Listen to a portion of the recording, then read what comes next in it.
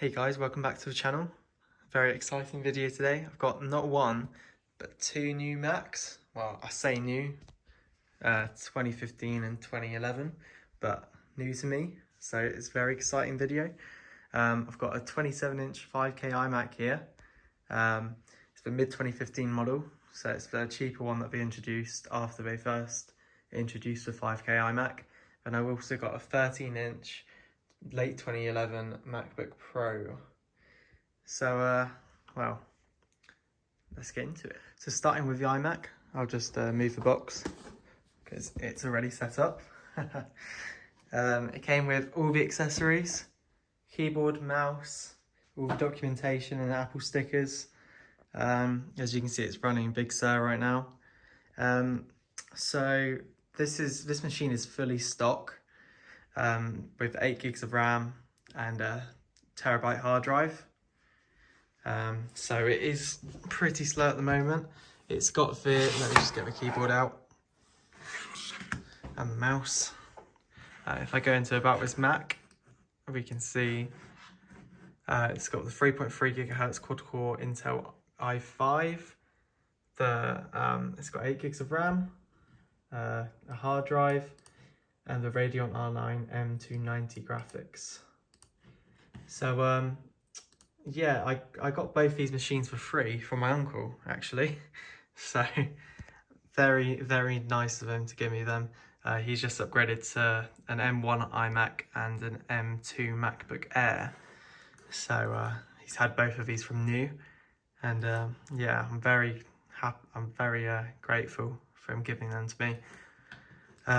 This iMac does have, it has got, well, an issue with the screen, which it's got the ghosting issue.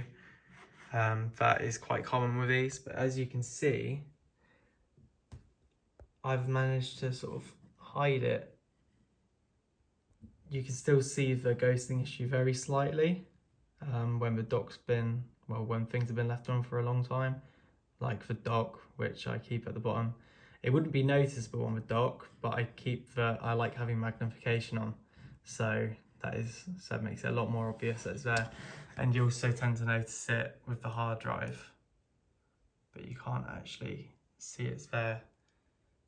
It all depends on the contrast between the background and the icons, well, and what's in front basically. But I managed to hide it for the most part by applying this trick that I found just through searching about the screen issue. Like I said, it is quite common on these models. It is quite common on these models, so it's a bit of a shame. But so the way I've sort of managed to hide it is by calibrating the display to be extremely blue, then turning on night shift constantly, and removing some of the warmth to get the colours back to how they should be, or as close as it, well, I think they're how they should be. Might be a bit warmer than they should be, but and that seems to hide it for the most part. But if I turn off night shift quickly, you can see the screen goes a lot more blue, and then if we go back, so that's how it should look. But then if I turn everything off, you'll be able to see, I'll leave it for a few minutes, then I'll come back and I will show you. So if we look now, I tend to notice it most with the news app. I think because of the contrast in the colours. There you go. You can see it quite badly now. You can see it with quite a lot of the icons, but the news app seems to stand out most, to be honest. Yeah, you notice it on the dark backgrounds because of the contrast between the white. So it is a shame, but I'm glad I can hide it quite well. Obviously, I could set the dock to hide or not be on magnification, then that would make it a bit less visible, because that is what's sat at the bottom of the screen most of the time. But I'll just turn night shift back on, and I will turn on the calibrated display. So yeah, it does seem to make the screen a little bit slightly dimmer, but it still goes plenty bright enough. My Apple Cinema display, my 30-inch one, actually has a ghosting issue as well, but it doesn't seem quite as bad as this iMac. Tends to be when it's left for 5-10 minutes, so this seems to, when I don't have night shift and calibrated display, this does show it quite quickly, especially around the dock. Those pixels must be quite tired. But still, I'm very happy with it overall, especially since it was free. So I do have some quite big plans for this iMac, which I will go through in a new video once the parts arrive. So that's a little clue to what I'm going to do with this iMac. But yeah, I've just got it running Big Sur at the moment. It's the last OS that this iMac officially supports. I did test Monterey on it. It seems to work, seems to run perfectly fine using the OpenCore Legacy Patcher. So I might do that, but I might keep on Big Sur just for better support with Avid Pro Tools. Even though I do believe it works quite well on Monterey now, but Big Sur is fine anyway. Still gets all the latest applications and security updates and everything. So I might just keep it on Big Sur for a bit longer. But now it's time to talk about the MacBook Pro. All right, so here we have the late 2011 13-inch MacBook Pro. This works perfectly, no issues with it at all. Condition's quite good as well for the age. There's a few dings and scratches on the lid. Not really anything inside, not even any sort of marks on the edge of the casing. It's pretty good condition. There's obviously some marks on the bottom, but that's to be expected. I haven't noticed any scratches on the screen either. So yeah, once again, this MacBook Pro is stock. Nothing's been done to it while my uncle's owned it. I don't think he actually used this that much once he got the iMac. So that's probably why it's in good condition. But yeah, it's got a 500GB hard drive, a 2.4 GHz Intel Core i5, that's dual core, 4GB of DDR3 memory, and Intel HD 3000 graphics.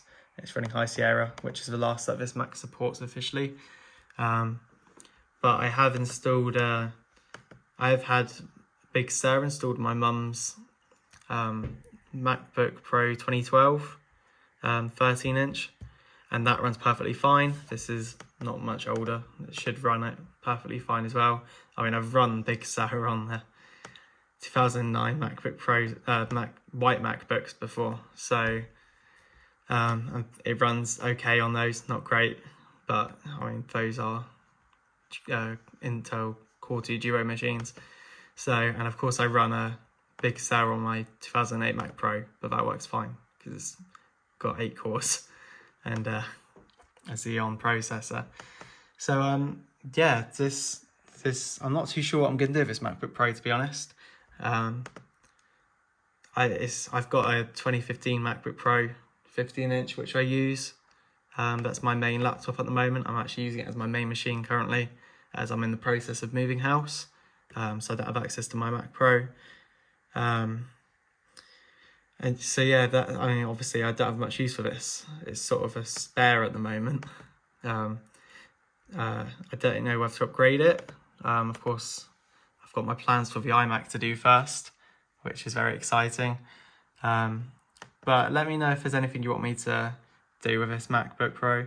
Whether I should upgrade it to the maximum memory or and put an SSD in, or if you want me to install loads of different operating systems or older ones. Yeah, just let me know, because I have no idea what to do with it at the moment. But yeah, it's a pretty good machine. Still seems quick enough. It's the hard drive that's letting it down really. And the 4 gigabytes of RAM would obviously be an issue for intensive apps. But these, they are pretty good machines still. Of course, it's got a DVD drive and everything.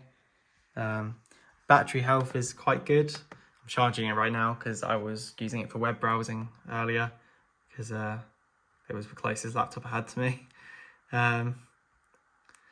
And it did that perfectly fine. Battery lasted a few hours, so that was quite good. But yeah, just let me know what you think I should do with this. And yeah, so there'll be another new video soon regarding the iMac. So yeah, see you then. Bye.